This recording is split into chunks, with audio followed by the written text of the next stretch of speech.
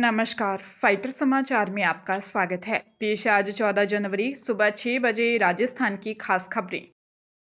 Supreme court ने सड़कों पर बढ़ते कुत्तों के हमलों को लेकर कड़ी नाराजगी जताई। जस्टिस विक्रम नाथ ने सुनवाई के दौरान कहा कि अगर बच्चों या बुजुर्गों को कुत्तों के काटने से चोट या मौत होती है तो राज्य सरकार को भारी मुआवजा देना पड़ सकता है। अधिकारियों की निष्क्रियता से समस्या 1000 गुना बढ़ गई है।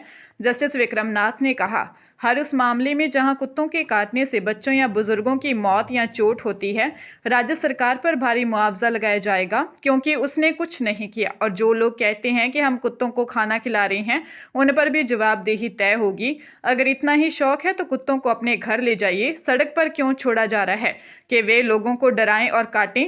यह टिप्पणी वरिष्ठ वकील मेनका गुरुस्वामी की दलीलों के दौरान आई, जो 2 पशु कल्याण ट्रस्टों की ओर से पेश हो रही थी। भीलवाड़ा जिले में बेखौफ बदमाशों ने एक किराना व्यापारी को निशाना बनाया। शास्त्री नगर इलाके में 5 बदमाशों ने व्यापारी को सड़क पर घसीटते हुए उनकी स्कूटी और उसमें रखे 4 लाख रुपए लूट लिए। किराना व्यापारी नारायण दास मगनानी अपनी दुकान जगदीश स्टोर बंद कर घर लौट रहे थे। बदमाशों ने उनकी स्कूटी को बाइक से टक्कर मारकर गिरा दिया और करीब 40 सेकंड के भीतर स्कूटी लेकर फरार हो गए। व्यापारी के अनुसार वह दोपहर से 3 लाख रुपए बैंक में जमा नहीं करा पाए थे। दुकान की शाम की सेल मिलाकर कुल 4 लाख रुपए स्कूटी की डिक्की में रखे थे। नारायण दास के भाई धर्मदास से भी सितंबर 2025 में इसी इलाके में करीब 10 लाख रुपए की लूट हुई थी। घटना का वीडियो सामने आया है। कोतवाली थाना पुलिस और उच्च अधिकारी मौके पर पहुंचे। शहर में नाकेबंदी की गई है और सीसीटीवी के आधार पर बदमाशों के भागने के रूट को ट्रैक किया जा रहा है। राजस्थान में सरकारी नौकरी की तलाश कर रहे युवाओं के लिए अच्छी खबर है। राजस्थान कर्मचारी चयन बोर्ड ने लिपिक ग्रेड 2 और कनिष्ठ सहायक के पदों पर भर्तियां निकाली हैं, जिसके तहत प्रदेश के 6 विभागों में लिपिक ग्रेड 2 और कनिष्ठ सहायक के 10,644 पदों पर भर्ती की जाएगी। इसमें गैर अनुसूचित और अनुसूचित वर्गों के लिए आरक्षित पद भी शामिल हैं।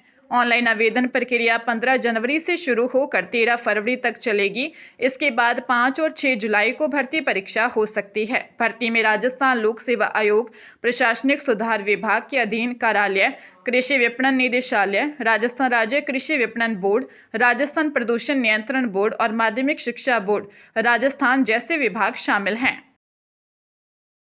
जयपुर के मानसरोवर में खरबास चौराहे पर हुए भीषण ऑडी हादसे में पुलिस ने बड़ी कार्रवाई करते हुए 7 आरोपियों को गिरफ्तार किया है। पुलिस ने कार सवार मुख्य 2 आरोपियों कांस्टेबल मुकेश और पप्पू को गिरफ्तार कर लिया। फरार मुख्य आरोपी दिनेश रणवा को भागने और साक्ष्य मिटाने के आरोप में 5 अन्य सहयोगियों अशोक, सुमित, भागचंद, शिवराज और नितिन को पकड़ा गया है। ज्ञात रहे कि 120 किलोमीटर प्रति घंटा की रफ्तार से दौड़ रही ऑडी ने सड़क किनारे 16 लोगों को कुचल दिया था, जिसमें एक युवक की मौत हो गई। हादसे के बाद आरोपियों ने योजनाबद्ध तरीके से दिनेश रणवा को सुरक्षित स्थान पर पहुंचाया और सबूत मिटाने की कोशिश की। सीसीटीवी फुटेज और तकनीकी साक्ष्यों के आधार पर पुलिस ने इन सभी को अलग अलग ठिकानों से दबोचा है। फिलहाल सभी से आमने सामने बिठाकर पूछताछ की जा रही है। आरपीएससी द्वारा आयोजित सहायक अभियोजन अधिकारी भर्ती 2024 के चुकाने वाले परिणामों को लेकर राजस्थान हाईकोर्ट ने सख्त रुख अपनाया है। 181 पदों के लिए हुई इस भर्ती की मुख्य परीक्षा में करीब 2700 अभ्यर्थियों में से सिर्फ 4 अभ्यर्थी ही पास हो सके थे। जस्टिस समीर जैन की एकल पीठ ने आरपीएससी को निर्देश दिया है कि वे चयनित 4 अभ्यर्थियों और असफल रहे किन्हीं भी 10 अभ्यर्थियों की कॉपियां सीलबंद लिफाफे में अदालत में पेश करें। मामले की अगली सुनवाई 15 जनवरी को होगी। अदालत ने आरपीएससी सचिव या किसी सक्षम अधिकारी को रिकॉर्ड के साथ व्यक्तिगत रूप से पेश होने को कहा है। याचिकाकर्ताओं का तर्क है कि इनमें से कई अभ्यर्थी आरजेएम परीक्षा में 40% से अधिक अंक ला चुके हैं। फिर इस परीक्षा में फेल होना कठोर मार्किंग या मूल्यांकन में गड़बड़ी की ओर इशारा करता है। हरियाणा के रेवाड़ी में पुलिस और 20,000 के इनामी बदमाश जय भगवान उर्फ सोनू के बीच मुठभेड़ हो गई। इस मुठभेड़ में पुलिस और बदमाश दोनों ओर से फायरिंग हुई, जिसमें सोनू के दोनों पैरों में गोली लगी है। बदमाश सोनू ने पुलिस टीम पर 5 राउंड फायर किए। गोलियां सीआईए इंचार्ज और एसटीएफ के एसआई की बुलेट प्रूफ जैकेट पर लगी, जिससे उनकी जान बच गई। पुलिस की जवाबी फायरिंग में 2 गोलियां सोनू के पैरों में लगी, जिसके बाद उसे गिरफ्तार कर नागरिक अस्पताल में भर्ती करवाया गया। सोनू 23 दिसंबर 2025 को बहाला गांव में खाद बीज व्यापारी मोहन लाल की हत्या का मुख्य शूटर है। आरोपी सोनू मान निवासी सोनीपत पर हत्या, लूट और हत्या के प्रयास जैसे 21 से अधिक संगीन मामले दर्ज हैं। इनमें से 10 मामले केवल हत्या के हैं।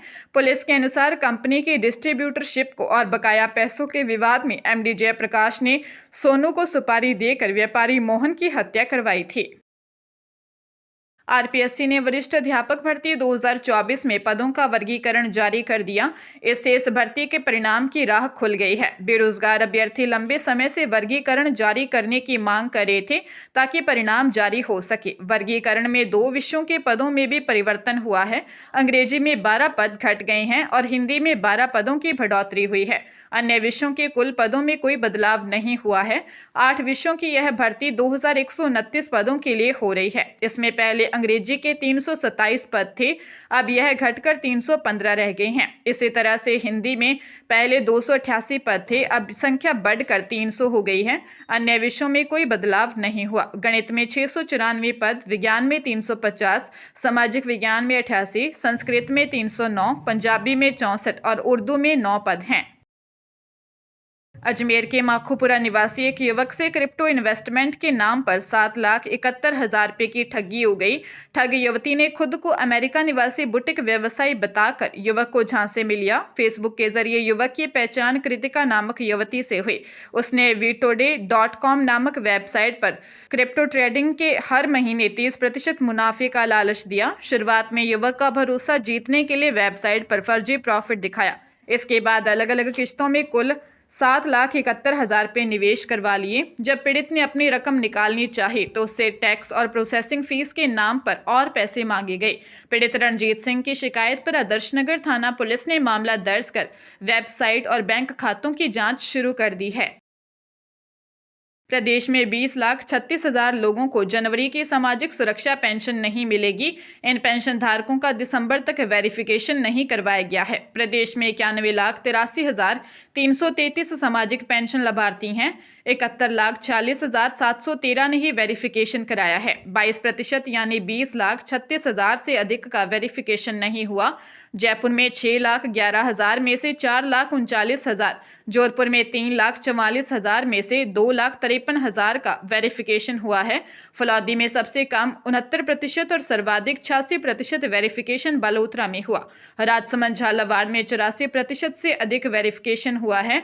31 दिसंबर तक सत्यापन जरूरी होता है। यदि पेंशनर का सत्यापन नहीं हुआ है तो उसे उपखंड अधिकारी या विकास अधिकारी के समक्ष उपस्थित होना पड़ेगा। जयपुर में दिल्ली रोड स्थित अनंता स्पा एंड रिसोर्ट में national level beauty pageant Ananta miss and Mrs India 2026 के ग्रैंड फिनाले का भव्य आयोजन किया गया। इस प्रतिष्ठित मंच पर देश भर से चयनित टॉप 80 फाइनलिस्ट मॉडल्स ने अपनी आत्मविश्वास, व्यक्तित्व और रैंप वॉक से जजों व दर्शकों को प्रभावित किया। आयोजक पवन टांक और शो डायरेक्टर कीर्ति टांक ने बताया कि ग्रैंड फिनाले के दौरान प्रतिभागियों ने 3 अलग अलग फैशन सीक्वेंस में रैंप पर शानदार प्रस्तुतियां दी। इन सीक्वेंस में डिजाइनर प्रशांत पौधार मंदाकिनी साड़ीज का एक्सक्लूसिव कलेक्शन विशेष आकर्षण रहा, जिससे मॉडल्स ने बेहतरीन ग्रेस और कॉन्फिडेंस के साथ प्रस्तुत किया। रैंप पर मॉडल्स की खूबसूरती में एसकेजी ज्वेलर्स की ज्वेलरी ने 4 चांद लगाए। ग्रैंड फिनाले में जूरी मेंबर्स के रूप में Anu Alex, doctor Manpreet Taneja, pageant coach doctor Rashmi Rathore और भावना मक्कड़ मौजूद रहीं। पंजाब के अमृतसर कोट रोड पर एक होटल में अपनी एनआरआई पत्नी की हत्या करके पति फरार हो गया। आरोपी अपनी पत्नी के करैक्टर पर शक करता था। मृतका की पहचान प्रभजोत कौर गांव वड़ैच गुरदासपुर के रूप में हुई है। दोनों ही अपने 7 माह के बेटे का लोहड़ी कार्यक्रम करने के लिए ऑस्ट्रेलिया से आए थे। प्रभजोत की शादी करीब 7 साल पहले मनदीप सिंह ढिल्लों निवासी गांव जेठूवाल से हुई थी। शादी के बाद अक्सर दोनों के बीच झगड़ा होता रहता था, लेकिन परिवार वाले और मोहतबर बैठकर दोनों में राजीनामा करवा देते थे। मृतका के पिता मक्खन सिंह के बयान पर थाना सिविल लाइन की पुलिस ने केस दर्ज कर लिया है। पुलिस आरोपी की गिरफ्तारी के लिए छापेमारी कर रही है। मृतका के भाई लवप्रीत सिंह ने बताया कि जीजा उसकी बहन पर शक करता था, इसे रंजिश में हत्या करके फरार हो गया।